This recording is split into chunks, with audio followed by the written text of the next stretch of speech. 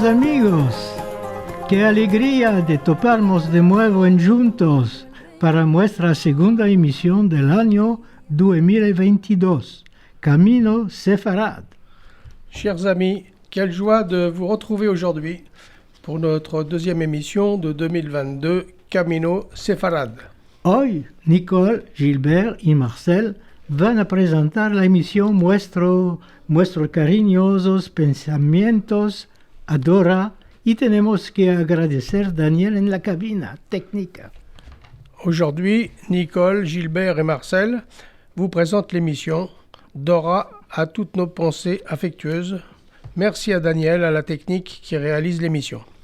Para empezar, vamos a hablar de la fiesta de Tu Bishvat, que afita agora.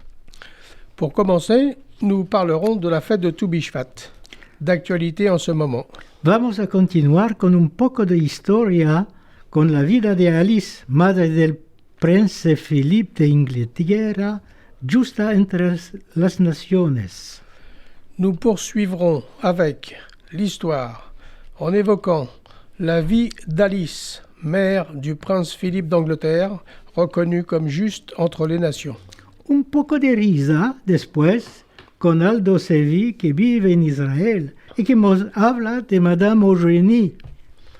Un peu d'humour ensuite avec Aldo Sevi en Israël qui nous parle de la Madame Eugénie de son enfance. Y para quedarnos con la risa, Hodja, vamos a contar unas historietas. Et pour rester dans la bonne humeur, Joa nous contera des historiettes. Bonne écoute les amis. Tu Bishvat in Rhodes. Tu Bishvat, las fruticas en Rhodes, según la señora Rebecca Amato Levi, de bendicha memoria. Tu Bishvat, les fruits à Rhodes, selon Madame Rebecca Amato Levi. Estanganede. Tu Bishvat es una fiesta que cae el 15 del mes de Shevat, que viene a ser en los meses de diciembre o de enero. Es una fiesta donde celebramos el ensembrar de los árboles. Nosotros, en Rhodes, la llamamos la fiesta de los frutos. Tu Bishvat est une fête qui tombe toujours le 15 du mois de Shevat, qui arrive entre les mois de décembre ou de janvier. C'est une fête où nous célébrons la plantation des arbres. Nous, à Rhodes, l'appelons la fête des fruits. En la noche de Tu Bishvat, era costumbre, en Rhodes, de cambiar con los vecinos, parientes y amigos, platos llenos de dulces, frutas y una copa de vino o de agua. La nuit de Tu Bishvat, la coutume était d'échanger avec les voisins, les parents et amis, des assiettes pleines de confitures, de fruits et un verre de vin ou d'eau. Los chicos, que iban de casa en casa, se llevaban un vaso de agua y decían: «Dijo mi madre que vivan como el agua». Les enfants qui allaient de maison en maison apportaient un verre d'eau et disaient « Ma mère a dit que vous viviez comme l'eau ». Si uno mandaba, por ejemplo, agua, el que tornaba el plata le henchía el vaso de vino y con diferentes formas de dulces. Si un allait avec de l'eau, celui qui renvoyait le plat lui mettait un verre de vin avec différentes formes de douceur. Las criaturas vestíamos alrededor de la garganta una bolsa llamada talega. En cada casa que íbamos, nos daban algo para la talega. Nous, les enfants, portions autour du cou un sac appelé talega. Dans chaque maison où nous allions, on nous donnait quelque chose pour la talega. Era una vida simple, pero rica en cultura. Todas estas hermosas memorias vividas en forma de canticas, folclore, proverbios, expresiones y sobre todo la alegría de un pueblo humilde y sincero como los Rhodesli que merecen ser recordados. C'était une vie simple mais riche en culture. Toutes ces belles mémoires sous forme de chansons, de folklore, de proverbes, expressions et par-dessus tout la joie d'un peuple modeste et sincère comme les Rhodésiens qui méritent que l'on se souvienne d'eux.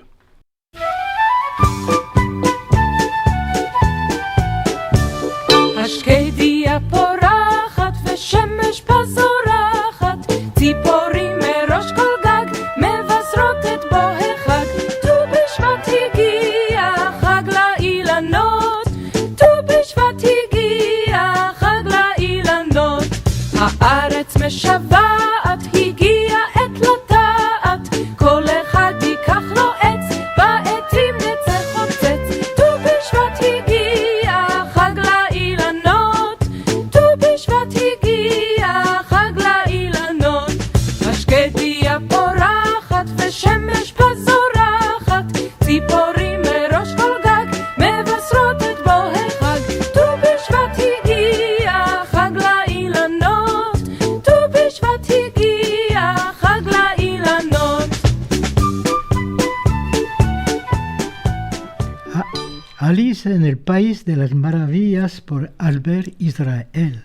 Alice au Pays des Merveilles par Albert Israel. Jaimiki Cohen nació en Salónica a los cabos del siglo XIX. Era casado con Rachel y tenía 5 criaturas y 4 hijos y una hija. En cierto tiempo, Jaime era miembro del Parlamento de Grecia. No se sabe cómo, el empecillo del siglo XX, Jaime Cohen había ayudado al rey de Grecia, George I, y el rey le había prometido de compensarlo por todo lo que iba a tener de menester. Jaime no realizó este promiso en su vida y murió en 1943, justo cuando los nazistas empezaron los transportes de los judíos a los campos de la muerte. 3 de sus hijos rehuyeron a huir a Ifito. El 4, Michel, no rehuyó. Tornó atrás del medio del camino y se aunó con su madre Rachel y su hermana Tilda. Los 3 buscaron remedio para no ser transportados. Jaimico, est né à Salonique à la fin du XIXe siècle. Il était marié avec Rachel et avait 5 enfants, 4 fils et une fille. Il fut un certain temps membre du Parlement de Grèce. Nous ignorions comment il aida le roi de Grèce, Georges Ier, qui, en échange, lui avait promis de lui accorder tout ce dont il aurait besoin. Jaime ne demanda rien et mourut en 1943, juste au moment où les nazis commencèrent à déporter les Juifs dans les camps de la mort. 3 de ses fils réussirent à fuir en Égypte. Le 4e, Michel, n'y parvint pas. Il s'en retourna et à mi-parcours retrouva sa mère Rachel et sa sœur Tilda, et les 3 cherchèrent une solution pour ne pas être déportés. Alice era sodra de nacimiento y sabía meldar muchos.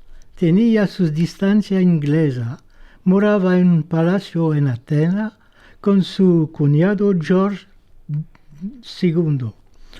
Se ocupaba de bienfacencia, era voluntario en el Cruz de la Colorada.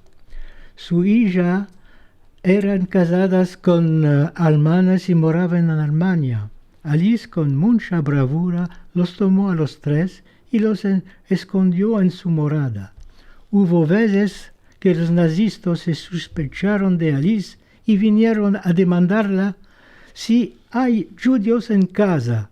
Ella se hizo la sodra, le dijo que no está oyendo y no lo estás entendiendo.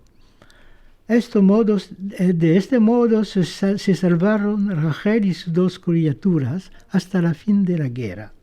Alice murió en 1969. En 1994, su hijo Philip y su hija Sofía recibieron del Instituto Yad Vashem el título de Justa entre las Naciones en nombre de su madre Alice. Alice, née sourde, savait lire sur les lèvres et avait des attaches anglaises. Elle vivait dans un palais situé à Athènes avec son cousin Georges II. Elle s'occupait de bienfaisance et était volontaire de la Croix-Rouge. Ses filles étaient mariées avec des Allemands et habitaient en Allemagne. Ses gendres étaient proches des nazis et Alice, quand les nazis suspectèrent Alice d'accueillir les réfugiés, puisqu'elle a caché Rachel et ses enfants, les nazis la suspectèrent et sont venus lui demander si elle hébergeait des Juifs. Elle a fait la sourde, disant qu'elle n'entendait pas et qu'elle ne comprenait pas, et ainsi sauva Rachel et ses enfants. Alice mourut en 1969. En 1994, son fils Philippe, marié à la reine Élisabeth, et sa fille Sophie, mariée au roi Juan Carlos d'Espagne, reçurent à Yad Vashem le titre de juste parmi les nations au nom de leur mère Alice. Esta historia no la íbamos a contar si Cette histoire, nous ne l'aurions pas racontée si la reina Alexandrina Victoria reinó en el Reino Unido más de 63 años, desde 1837 fin al año 1901. Su bisnieta, la princesa Victoria Alice Elizabeth Julie Marie de Battenberg, en corto Alice de Battenberg, nació en 1885 en la Castilla de Windsor.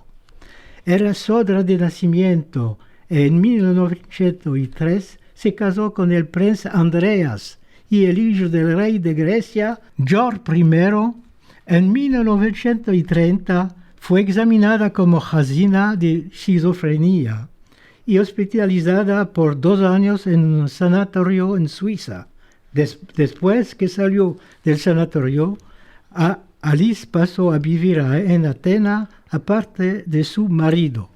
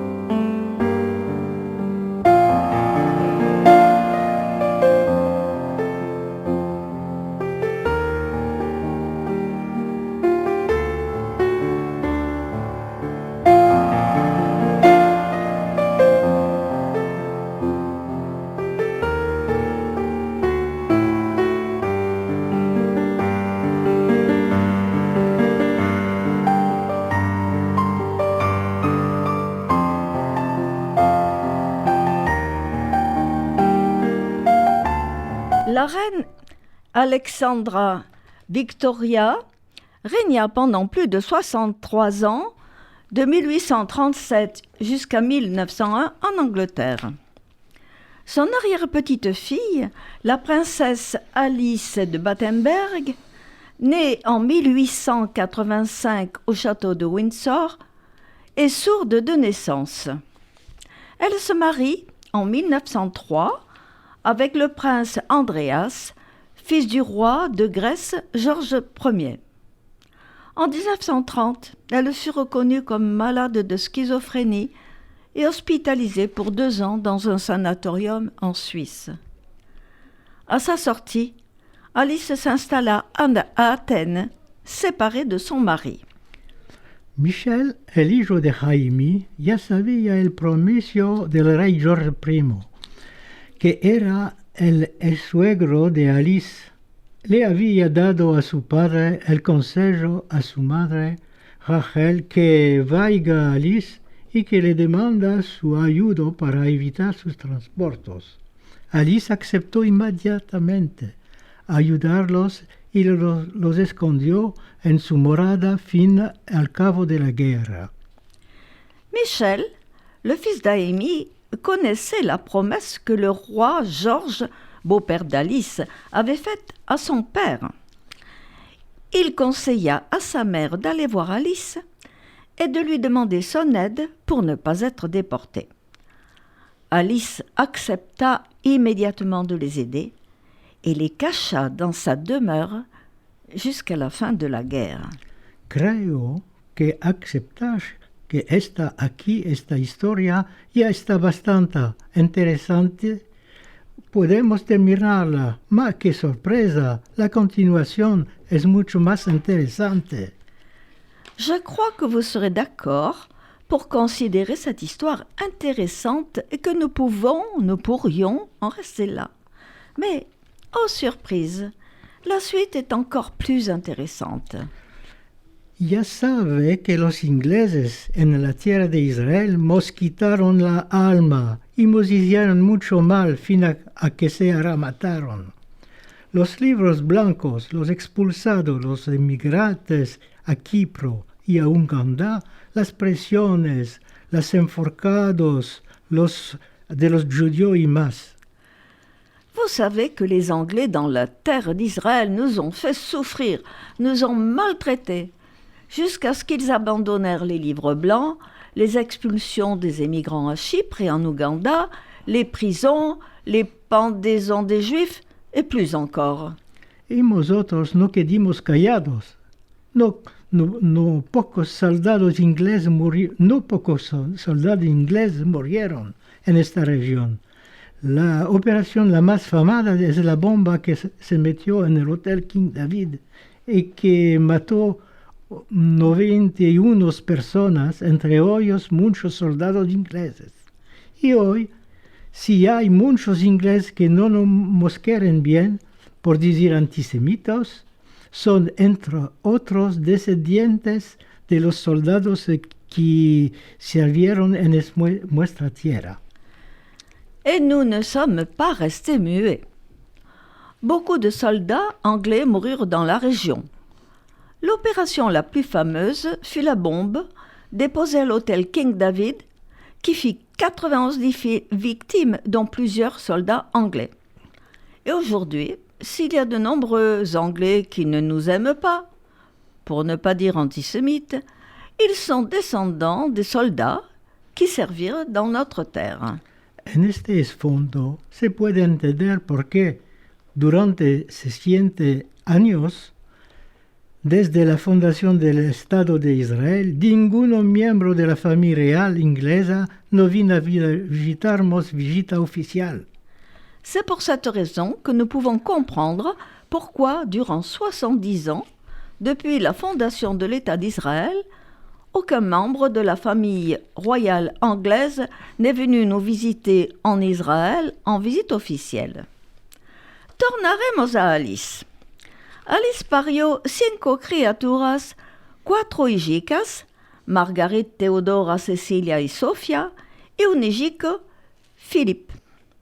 De una parte sus hijicas pasaron a morar en Alemania, se casaron con princes alemanes que eran miembros del partido nazista y servía en la Armada. Solo uno no se fue con los alemanes, Sofía, que se casó con Carlos de España. De la otra parte, su hijo, Prince Philippe, sirvió en la Marina Real Inglesa y se casó en 1947 con la reina Elizabeth II, y cuando se casaron Prince Philippe y Elizabeth II, no invitaron las tres hermanas que son nazistas. Donc, Alice era la suegra de la reina Elizabeth.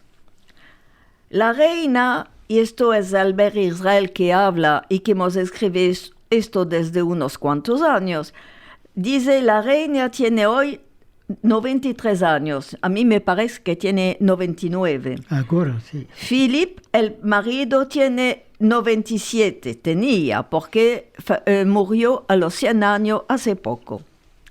El hijo de Philippe es el príncipe Charles.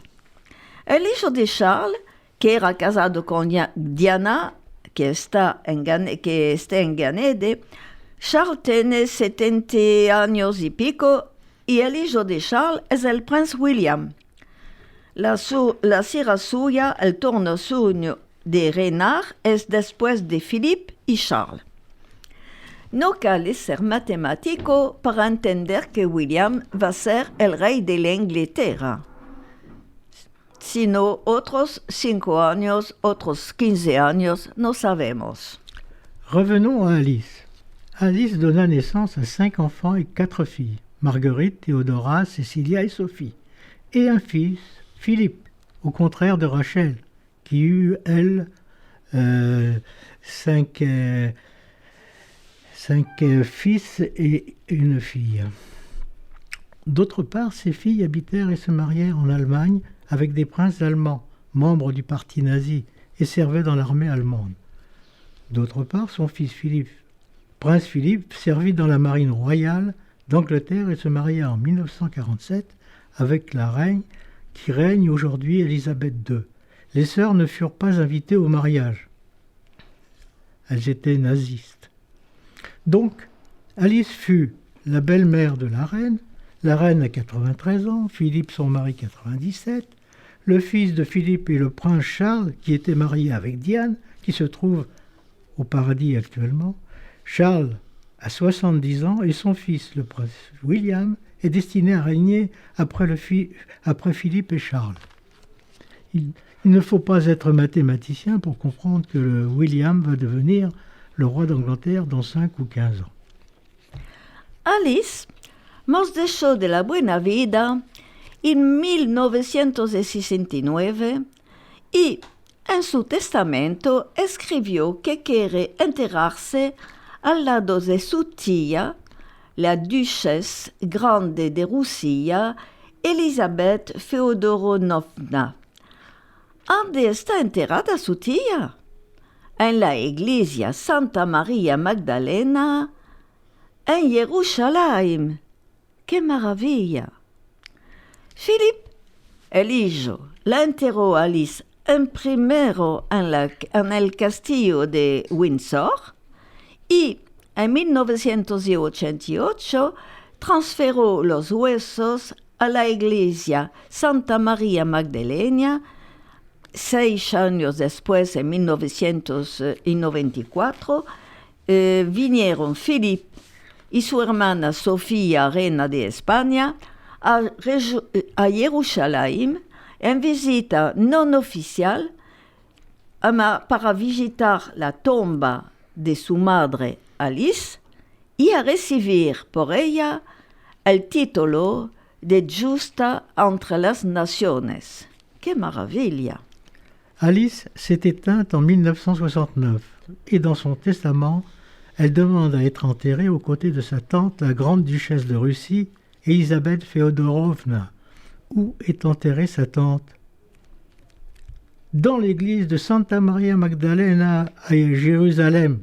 Quelle merveille!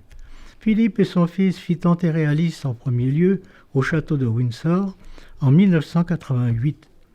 Et il la fit transférer à l'église Santa Maria Magdalena 6 années après, en 1994. Philippe et sa sœur Sophie vinrent à Jérusalem en visite non officielle, se recueillir sur la tombe de leur mère et recevoir le titre de juste parmi les nations. Quelle merveille!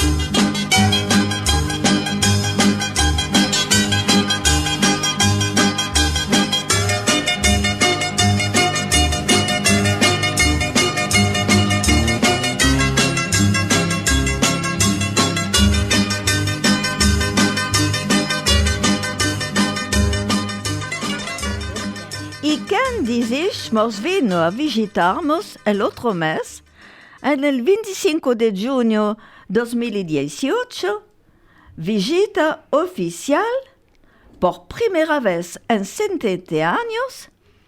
Sí, querido, no otro que el rey en futuro, el Prince William, duque de Cambridge, qué maravilla, y donde dices se alojó, sí, preciado, en el Hôtel King David, qué maravilla.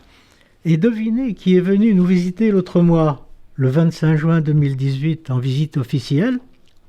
Pour la première fois en 70 ans. Si, mes chéris, le futur roi, le prince Philippe, le prince William, duc de Cambridge. Quelle merveille! Et devinez où il a logé. Oui, mes amis, à l'hôtel King David. Quelle merveille! ¿Y cómo lo topimos a William? Antes que venga, las gazetas, los jornales, nos escribieron que no tenemos de darle la mano si es él que tiene de darla en primero, y que nos aboquemos delante de él, y otras cosas que no conocemos aquí. ¿Y cuál lo topimos? Un mancebo Evreman, amical, amigable, que no mete tino en estas babajadas. ¡Qué maravilla! Et comment avons-nous trouvé William? Avant qu'il ne vienne, les journaux nous informèrent qu'il ne fallait pas lui serrer la main, sauf s'il l'attendait lui-même, et que nous devions nous incliner devant lui, et d'autres règles que nous ne connaissons pas ici. En fait, qu'est-ce que nous avons découvert? Un jeune homme, Evreman amical, qui ne tient pas compte des niaiseries journalistiques. Quelle merveille! Se encontró con el presidente Rivlin y con el primer ministro Netanyahu, visitó la tumba de su bisnona Alice, escribió en el libro de Musafires en Yad Vashem que siente honor de ser bisnieto de una persona que es justa entre las naciones. Il rencontre le président Rivlin et son premier ministre Netanyahou. Il visite la tombe de son arrière-grand-mère Alice et écrit sur le livre des enfants de Yad Vashem qu'il se sent honoré d'être l'arrière-petit-fils d'une personne juste parmi les nations. Se encontró con la nieta de Amy y de su hijo Philippe. Se encontró con hijos de Kindertransport que se salvaron en la Inglaterra. Pateó un pandel y comió dundurma con Etz Barzilav, la ganadera muestra de la Eurovisión de Alcavo. ¡Qué maravilla! Il rencontra la petite fille de Jaime et son fils Philippe. Il rencontre également les fils des déportés qui se sauvèrent en Angleterre. Il usa un stylo et mangea une glace en compagnie de Netta Barzilia, gagnante de l'Eurovision. ¡Quelle merveille! Agora, estamos seguros que Alice está en el país de las maravillas. Maintenant, nous sommes sûrs qu'Alice se trouve au pays des merveilles. Madame Génie. Madame Génie, nous allons vous parler de Madame Génie. L'autre jour, Aldo Sévi nous a parlé de sa tante Mariette, qui ne voulait pas voir et voulait voir Madame Génie. Aujourd'hui, nous allons donc vous parler de cette Madame Génie. Monsieur Albert y Madame Génie no tuvieron criaturas. La gente decía que ella, cuando era manceba, tuvo muchos amantes. Y cuando quedaba preñada, se operaba para mover el embrión hasta que perdió la capacidad de impregnarse. Monsieur Albert et Madame Génie n'eurent pas d'enfants. Les gens disaient qu'elle, lorsqu'elle était jeune, a eu beaucoup d'amants. Et quand elle tombait enceinte, elle avortait jusqu'à ce qu'elle perdît la possibilité de tomber enceinte. Los dos eran muy diferentes. Él era un hombre bueno, gentil, reidor. Ella era una mujer sarcástica, curnazo y mutitiza. Los dos me amaban y me daban mucha cara. y yo los amaba, aunque ella no sabía cómo tratarse con criaturas. Les deux étaient très différents. Lui était un homme bon, gentil et souriant, et elle était une femme sarcastique et titilleuse. Les deux m'aimaient et me le montraient, et moi je les aimais bien, qu'ils ne sachent pas comment se comporter avec des enfants. Me acuerdo, una vez, en Priquipo, Buyucada, yo tenía 8 años, que no quise ir con mi madre a visitar su madrastra, mi abuela, y ella me dejó ante la Madame Jenny. Allá, después que pasó mucho tiempo, empecé a desmodrarme. Salté arriba de los canapés con mis sandales. Madame Jenny tanto se enervó y tanto me gritó que mi madre la oyó de la calle viniendo a tomarme. Mi madre decidió a no verla más durante aquel verano que pasamos en la Turquía. Je me souviens qu'une fois, à Buyukada, les îles aux Princes, j'avais 8 ans, je n'ai pas voulu aller avec ma mère visiter sa belle-mère. Et elle me laissa chez Madame Eugénie. Là-bas, au bout d'un certain temps, j'ai commencé à m'agiter. J'ai sauté sur le canapé avec mes sandales. Madame Eugénie s'est tellement énervée et a tant crié que ma mère l'a entendue depuis la rue lorsqu'elle est venue me chercher. Ma mère a décidé de ne plus la voir pendant cet été que nous passions en Turquie. Un episodio ahora con la Madame Jenny es el de los bigudí. Cuando morábamos en Nishantashe, nuestros vecinos en el primer étage eran Monsieur Albert y su mujer, Madame Jenny, que eran 20-25 años más grandes de mis parientes. Quand nous habitions à Nishantashe, nos voisins au premier étage étaient Monsieur et Madame Jenny, qui avaient 20 ou 25 ans de plus que mes parents. Cada día de viernes, después de midi, Madame Jenny subía ante nosotros para que mi madre le ayude con los bigudis. Chaque vendredi après-midi, Madame Eugénie montait chez nous pour que ma mère l'aide à mettre ses bigoudis. Después que nos fuimos a Israel, en la primera letra que recibimos de ella, Madame Jenny escribió encima: Viernes, después de midi, subí ante los vecinos nuevos y demandé de la señora que me ayude con los bigudis. ¿Sabes cómo me respondió? Me dijo: aquí no es un salón de coiffeur. Y me cerró la puerta en la cara. Après être partis en Israël, dans la première lettre que nous reçûmes d'elle, Madame Eugénie nous écrivit ainsi. Vendredi après-midi, je suis monté chez les nouveaux voisins et j'ai demandé à la dame qu'elle m'aide avec les bigoudis. Savez-vous comment elle m'a répondu? Elle m'a dit: ici ce n'est pas un salon de coiffure, et elle m'a fermé la porte au nez. Mal dimos esto y nos patlademos de la risa. La frase aquí no es un salón de coiffeur se hizo una chaca de familia. Nous avons lu cela et éclaté de rire. La phrase « Ici, ce n'est pas un salon de coiffure » est restée comme une blague dans la famille. Muchos años después, cuando se murió Madame Jenny, mi padre fue el ejecutor de su sala y allá estaba escrito que su sola heredera era su hija. Y encima salió en medio que la mujer que conocíamos como su sobrina era en realidad su hija.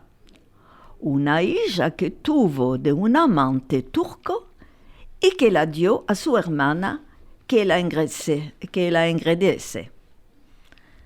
Quelques années après, quand mourut Madame Jenny, mon père fut son exécuteur testamentaire. Il y avait écrit que sa seule héritière était sa fille. C'est ainsi qu'il apparut que la femme que nous connaissions comme sa nièce était en réalité sa fille, une fille qu'elle eut d'un amant turc et qu'elle donna à sa sœur pour qu'elle l'élève. Una historia semejante oí de una prima segunda de mi madre, que su madre biológica la parió en Edirne sin casarse y la envió a su hermana casada en Filipe, Plovdiv, en Bulgaria, que de grandeza área. Al tiempo afitaban estas cosas y no eran muy raras. Ama no se sabía mucho porque todo era escondido y secreto. J'ai entendu une histoire analogue d'une petite cousine de ma mère, dont la mère biologique accoucha à Edirne sans être mariée et qu'elle envoya sa sœur à Plovdiv en Bulgarie pour qu'elle l'élève là-bas. À l'époque, ces choses arrivaient, n'étaient pas rares, mais on ne le savait pas car c'était caché et secret. Abrish mi galanica que ya va a amanecer. Abrish mi galanica que ya va a amanecer. Abrish mi novos abro mi lindo amor. La noche yo no durmo pensando en vos. Mi padre está me le dando mozoyeira. Mi padre está me le dando mozoyeira. A matarle la lucecica, así se dormirá. A matarle la lucecica, así se echará. Mi madre está cosiendo mozoyeira. Mi madre está cosiendo mozoyeira. Pedrerle la algullica, así se dormirá. Pedrerle la algullica, así se echará.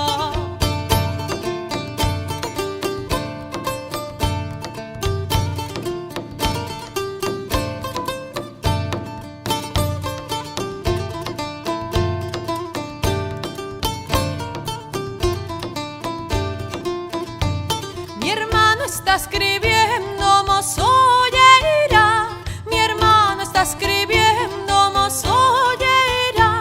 Pedrerle la pendolica, así se dormirá. Pedrerle la pendolica, así se echará. Abrish mi galanica que ya va a amanecer. Abrish mi galanica que ya va a amanecer. Abrish mi novo sabro, mi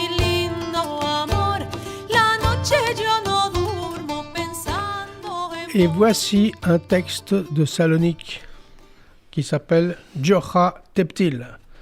Un día, Jocha partió de la ciudad cuadrando 7 camellos para los llevar de un lugar a otro. En medio del camino, le vino la idea si había 7 camellos. Empezó a contar. 1, 2, 3, 4, 5, 6 camellos à Donadio. Jocha. Un jour, Jocha partit de la ville, gardant 7 chameaux pour les amener dans un endroit. Au milieu du chemin, il lui vint une idée. S'il y avait 7 chameaux, il commence à compter. 1, 2, 3, 4, 5, 6. Mon Dieu! Se echó abajo del camello donde estaba subido y no sabía qué hacer. Le vino una vez de contar los camellos para estar seguro y constató ahora que había 7 camellos y se decía, ¿cómo vino a hacer esto? Il descendit vite du chameau et ne savait que faire. Pour être sûr, il recompta les chameaux et constata alors qu'il y avait 7 chameaux. Il se dit, mais comment est-ce que ça peut se faire? En agora había 6 y agora hay 7. Están justos. Se subió sobre su camello de nuevo y continuó su camino pensando a las estrellas del cielo. Avant, il y avait 6 et maintenant il y en a 7. C'est juste. Il est remonté sur son chameau de nouveau et continue son chemin pensant aux étoiles du ciel. En medio de sus pensadas, remarcó que súbitamente que los camellos estaban otra vez 6. 3 de una parte, tres de otra. De nuevo, alto abajo del camello donde estaba subido, se fue un poco más longe y contó los camellos. Estaban 7, y a Pedrillo el meollo no sabía más que pensar, viendo que era pescado para el decidió que en la prima ciudad donde él iba a arribar debía de consultar un sabio y ancina hizo. À la moitié de sa pensée, il remarque tout d'un coup que les chameaux sont à nouveau 6. 3 d'une partie et 3 de l'autre. De nouveau, il descend du chameau rapidement et va un peu plus loin et compte les chameaux. Ils sont 7. Il perd la tête, ne sachant plus quoi penser. C'est très lourd ce qui m'arrive. Il décide qu'il va consulter un chacham dans la première ville où il arrive et ainsi il le fait. Al primo chacham que encontró le dijo: Señor chacham, ¿cómo se hace que cuando conto los camellos de longe están 7 y cuando estoy al lado de ellos devienen solo 6? Ah, le dijo el chacham, olvidas de contar y tú con ellos. Au premier chacham, qu'il rencontre, il lui dit « Monsieur le rabbin, comment se fait-il que lorsque je compte mes chameaux, ils sont 7 et quand je suis à côté d'eux, ils deviennent 6 ?» Le chacham lui dit « Tu as oublié de compter que tu es avec eux. » Otro cuento de Jocha. Jocha, desde una semana, hora de tarde, tomó uso de ir al bar popular de la calle Yarkon y comenda 3 birras, se las bebe y se va. Depuis une semaine, Jocha, le soir, a l'habitude d'aller au bar populaire de la rue Yarkon et commande 3 bières. Il les boit, puis s'en va.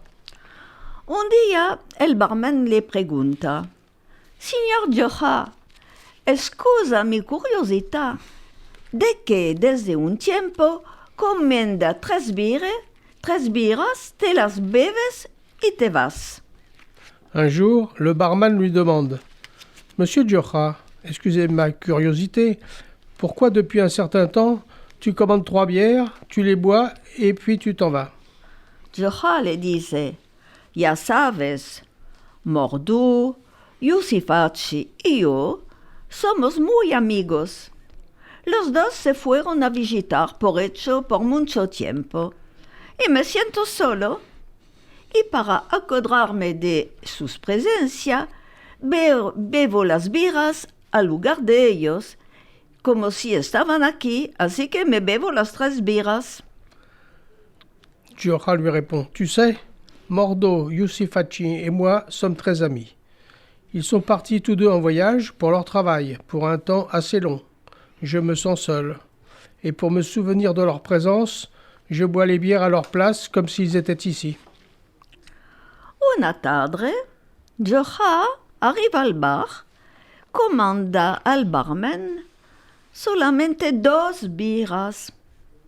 El barman, en sirviéndolo, le pregunta: ¿De qué solo 2 birras y no 3? ¿Es que uno de los amigos se murió?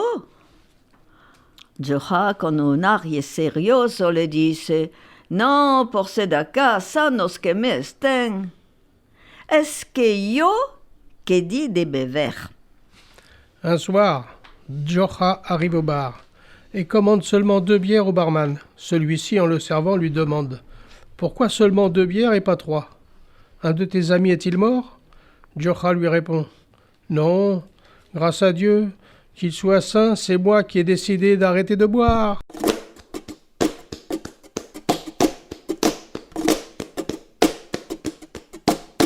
Ave Namar, moro de la morería.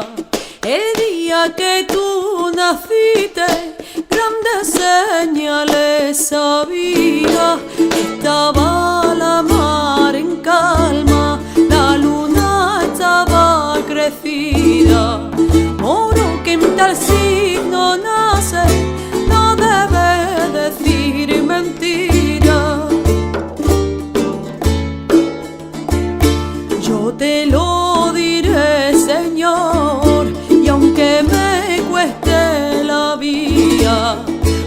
que soy hijo de un moro y una cristiana cautiva. Siendo yo niño y muchacho, mi madre me lo decía, que mentira no dijese que era grande villanía.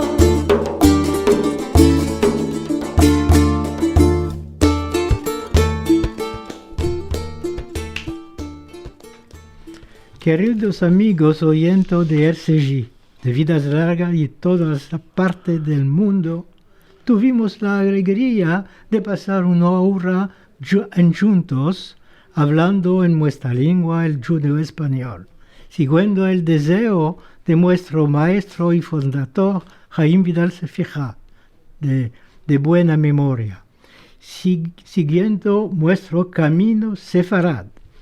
Chers amis auditeurs de RCJ, de Vidas Largas et de toutes les parties du monde, nous avons eu la joie de partager avec vous une heure en parlant notre langue, le judéo-espagnol, suivant le désir de notre maître et fondateur, Jaime Vidal Sefira Estaganede, suivant notre camino sefarad. Nuestra emisión se puede oír en directo la segunda y cuatro jueves de los meses a las 23 horas francesa o en podcast sur el sitio Google de Vidas Largas. Notre émission peut être écoutée en direct les 2e et 4e jeudis du mois à 23h heure française ou en podcast sur notre site Google, Vidas Largas Google Site. Vous le tapez sur Internet et vous tombez sur notre émission. Si vives en París, vos convidaremos a participar a nuestros ateliers de conversaciones en judo español los martes cada 15 días en el EQG Calle Lafayette en París. Si estás lejos en Provincia o al extranjero, hacemos especialmente Zooms para vosotros. Si vous êtes parisien, nous vous invitons à participer à nos ateliers de conversation qui ont lieu tous les 15 jours à nos ateliers à l'Écuge, le mardi à 14h30, rue Lafayette à Paris. Si vous êtes loin de Paris, en province ou à l'étranger, vous pouvez participer au Zoom que nous organisons spécialement pour vous. Toparéis en nuestro sitio Google Vidas Largas todos los atallidos necesarios para conectarte y demás páginas llenas de referencias y artículos, documentos de archivo y más y más. Escribirnos a vidaslargas69@gmail.com vidaslargas69@gmail.com. Si queréis ayudaros a nuestra avanzada y escribirvos a nuestra asociación Vidas Largas, seréis los bienvenidos. Vous trouverez sur notre site Vidas Largas tous les liens nécessaires pour vous connecter et en outre des pages pleines de références, d'articles, de documents, d'archives et bien davantage. El jueves 10 febrero, si quiere el Dios, esperamos toparvos sanos y regios para nuestra próxima emisión Camino Sefarad. Le jeudi 10 février, si Dieu le veut, nous espérons vous retrouver tous en bonne santé pour notre prochaine émission Camino Sefarad. Si quiere el Dios, si Dieu le veut.